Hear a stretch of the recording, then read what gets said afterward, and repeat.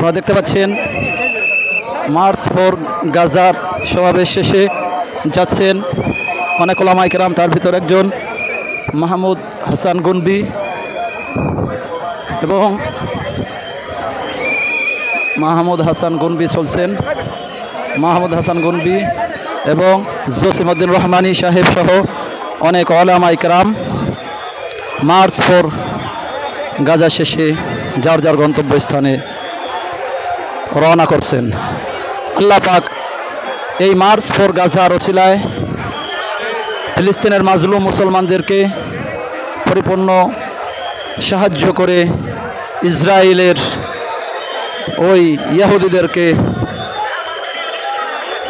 বিশ্ব থেকে নিশ্চিহ্ন করে দেখ, সেই জন্য আমরা সকলে দোয়া করতে থাকবো। দেখতে পাচ্ছেন একটা লাশের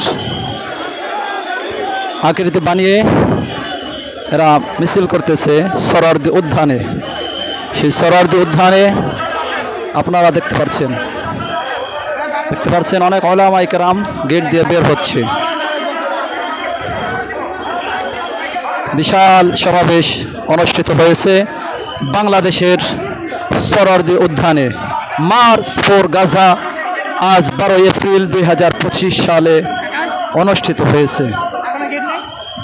2025 সালের 12 এপ্রিল মার্চ ফর গাজা অনুষ্ঠিত হয়েছে।